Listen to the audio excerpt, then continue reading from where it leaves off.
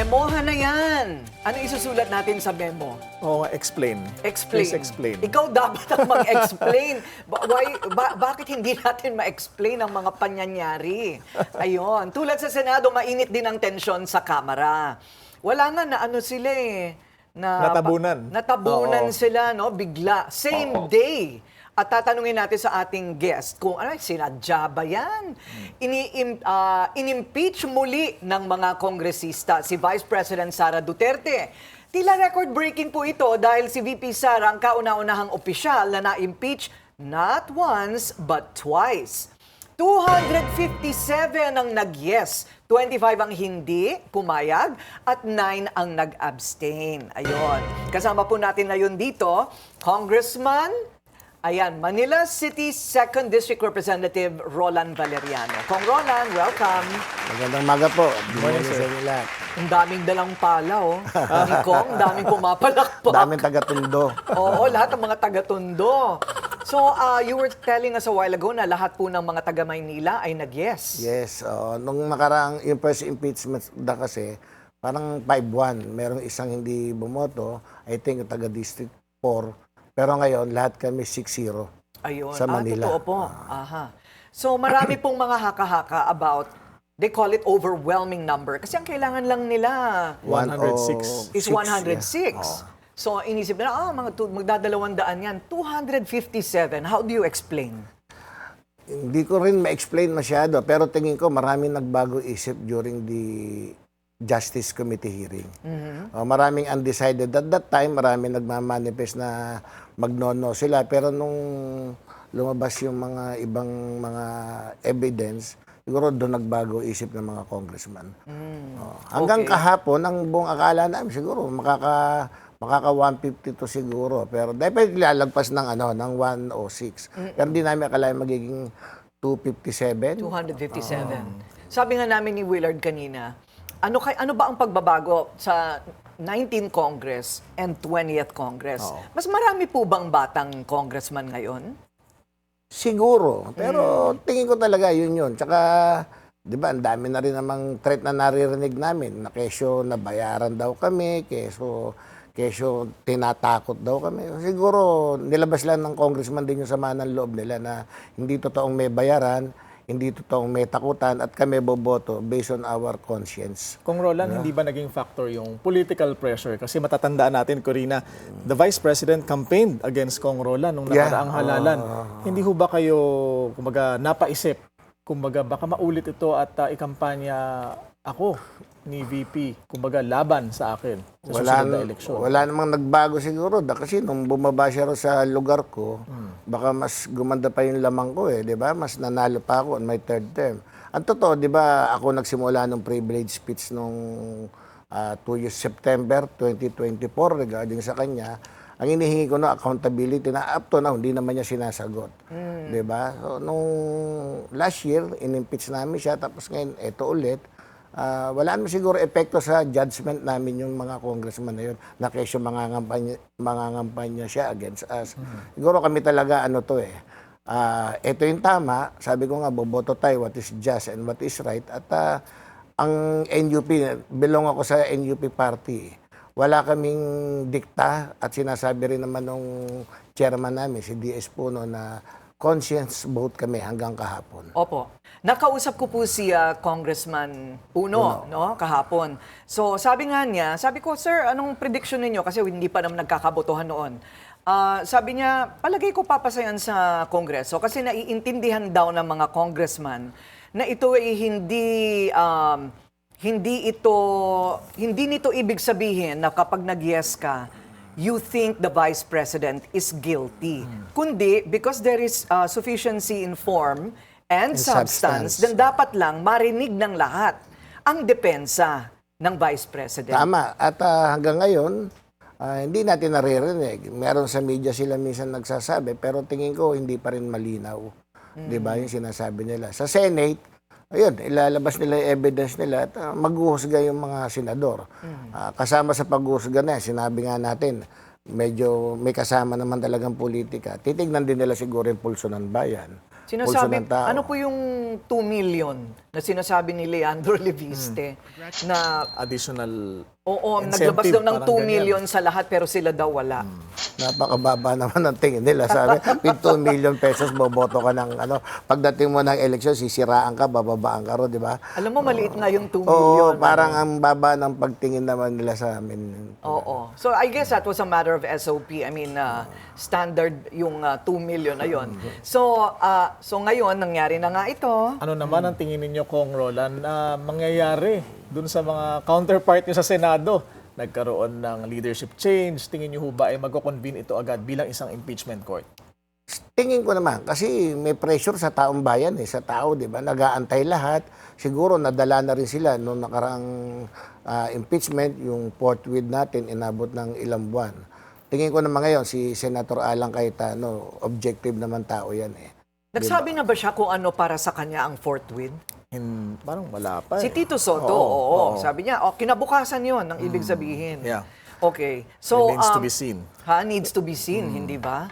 So, paano po yun? Teka muna, parang meron akong iniisip na senaryo. Hindi kaya posible na dahil sa alam ng mga congressman na ito ang mangyayari sa Senado, sige na, pabayaan nyo na kami na yes ang boto namin.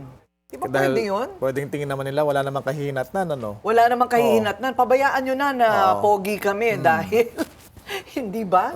Hindi kaya ganun? Hindi naman, talagang, ako nakita ko talaga during the Justice Committee hearing, doon yung magkaroon lang ng overwhelming vote yung Justice Committee, 54-0, 55-0. Maraming congressman na nagdadalawang isip, maraming congressman na papunta sana Rosano. Pero tingin ko, nung makita nga nila yung ebidensya, hindi na to hindi na to usapin ng, kung tutuusin mo, dapat ang pressure namin baka pagdating na eleksyon, number 1 sa survey si Vice President Sara, baka tamaan kami, lalo yung nakita na naman nila kung ano yung ginagawa, di ba? Sa district ko, sa Maynila, 3 distrito ang binaba niya. Yung distrito ko, kay Kong Joel, saka kay Kong Benny Abante. Kung yun ang titignan mo, pwedeng sabihin mo na baka may matakot dyan. Pero with 257 vote, tingin ko talagang nakonsensya at tumingin lahat sa iba. Gusto naming makita sa Senado kung ano yung ilalabas nila. Especially yung nilabas ng AMLAC, ng, di ba, ni Senator Trillanes.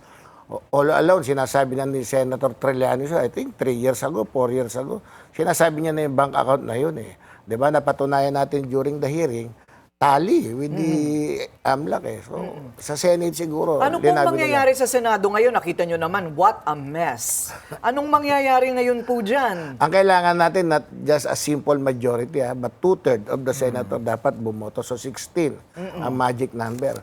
Ako, tingin ko nga, kapag nilabas na rin yung evidence, baka mangyari tulad nangyari sa congressman. Representante kami ng taong bayan, di ba? Bumoto kami, sa tingin namin, yun yung tama. At ganun din naman siguro ang magiging wisdom ng mga senador natin. Naniniwala ko, buboto sila based on kung ano yung nakalatag na ebidensya. Doon sa 4 na articles of impeachment, Kong Roland, ano ho ang tingin ninyo na pinakamatibay na dapat tutukan din ng mga prosecutors pagdating ng trial? Yung sa SALN niya, yung sa AMLAC niya, yun, very clear yun. Dineclare niya yung sa SALN niya na 0 yung, alam mo, ako naniniwala naman, imposibleng walang laman yung bangko niya Diba? Doon siguro, Kailangan may paliwanag. May paliwanag. Kanino galing, saan napunta. Tsaka sinabi niya, wala siyang laman sa bangko. Tapos yung AMLAC lumalabas, may natitira pa bilyon piso na ano, di ba? Yun ang dapat niya ipaliwanag. Not only to the Senate, pero to the Filipino people. Di ba? Tsaka kailangan malaman natin kung sino si Piatos. At saka saka yung Mary pagka-travel niya lang na sagot niya, hindi niya kinukuha sa gobyerno. Yun lang, ubos na yung salin niya na 80 million na dineclare niya, di ba? Ayun. Well, the thing is, hindi pa natin naririnig talaga yung aktual na depensa, hindi ba, ni VP Sara. At ito'y pagkakataon para sa kanya, sa totoo lang para ma-clear niya yung pangalan niya, hindi ba? So, just hopefully, hindi mangyari yung sinasabi ni Senador Robin Padilla. Sabi niya, basta kami, kung ano man ang ebidensya na yan, solid kami. Kay VP Sara kami. 3 sila doon. Bato, Bongo, and Robin. Yes. At Oh. kung confident silang lahat na wala talagang kasalanan ang VP, ituloy nila ang trial at doon nila Hindi ilabas daw nila kailangan ang maging side. confident, Willard. Sabi nila, kahit na ano pang mangyari dyan, bahala kayo sa buhay nyo. Kami ay para kay Sara. Period. Huwag naman ganun dahil may proseso naman na nilatag ang Constitution, di ba? Mababaliwala Nakakalungkot yung pag accountability gano'n ang mechanisms katwiran. natin. No, Kong. Oo, hindi ba? So, what is your forecast? Ay, teka muna, bago po yon. Hindi po ba parang merong masyadong maraming anino ang ating batas, yung hindi klaro, na napapaikutan ng ganyan? Yung halimbawa, yung pag-aresto dito po kay Senador Bato de la Rosa, na malaki po ang impact no, yung implications of his absence. At yung ginawa po ng NBI na pag-atras, ano pong opinion ninyo doon? Very clear naman yung batas. Kapag yung sentensya mo, 6 years and below, hindi ka pwede talagang kunin doon. Pero kagabi, tingin ko doon, to diffuse lang naman yung tension siguro. Kaya hindi mo na binigay si Bato. Mukhang mainit kagabi, di ba? Anong tingin niyo yung dapat mangyari kung sumubok ulit ang NBI? Ngayon, Ipatupad o ang kundi man batas, di ba? Dapat ipatupad nila yung batas. Not only the NBI, yung kapulisan natin, in general, di ba? Ano po ang mangyayari sa Congress ngayon? Para kayong nanonood ng sine, papanoorin niyo po yung nangyayari sa... May prosecutors na ho With ba, Kong? popcorn. Ngayon, i-nominate yung prosecutor. Supposed to be, madala rin yung article of impeachment sa Senate ngayon, dapat kagabi. Pero naintindihan din naman namin, baka wala pang SecGen. Wala pa siya, medyo magulo pa kahapon because doon sa nangyaring gulo. Pero ngayon, definitely, dadalhin sa kanila yun. Ayun, oo. So, fearless forecast. May forecast po kayo? Mai-impeach kaya si Vice President Sara? Tingin ko ma-impeach. Makakakuha ng 16 vote. Pagka nilabas na, alam mo, di ba ilang impeachment din naman ang dinaanan ng Senado, di ba? Natatandaan ko nung araw nung kay Justice Corona, wala ring numero, sinasabi nila. Pero eventually, nung lumabas yung mga evidence, nagbago rin naman yung ibang mga senador. Ito, tingin ko, mas magbabago isip nila rito. Kasi tulad lang nung nag-meltdown siya, di ba? Kahit anong interpretation ang gawin natin, pinagbantaan mo talaga eh. Di ba? Hindi na kinakailangan sigurong edukado o mataas ang pinag-aralan mo para malaman mo na yung sinasabi niya ay pagbabanta. Pero- In which ang pinagbanta mo is yung presidente ng Pilipinas. Di ba? Yes, so yung tahasan, nakuna ng TV, gano'n. At ikaw ang makikinabang after ng pagbabanta mo because you are the number 2. Di ba? Yun, hindi mahirap isipin siguro yun. At maintindihan yun ng taong bayan. Nagulat po ba kayo sa paglipat ng mga Villar at ni Senadora Legarda? Siguro, kursunada nila si Senator Alan Peter talaga na maging Senate President. Pero na to the extent na pagdating ng botohan, yun din yung magiging boto nila. Ayoko pang mag-judge sa kanila dahil ang tingin ko nga, objective naman yung mga senador natin, babasahin nila yon. Total, 3 pa lang naman nagsasabing kahit anong ebidensya meron dyan kamo, hindi nila papansinin. At kailan dapat magsimula ang trial, Kong? Kailan ang forthwith na sinasabi? Alam mo, lahat ng lawyer, lahat ng tao, alam ibig sabihin ng forthwith. So siguro, na-interpret na rin ng Senate ngayon. Mabilis yun. Okay, mabilis dapat. Agad-agad. Kailangan pala makausap natin si Senador Cayetano. Spell forthwith. Oo, and define. Ano ba? Meron namang definition yun sa Oo. dictionary, Yes. sa Constitution. Kailangan pa bang ispellingin yan? Okay, maraming salamat po sa inyong oras. Thank you po. Manila 2nd District Representative Roland Valerianos. Thank you, sir.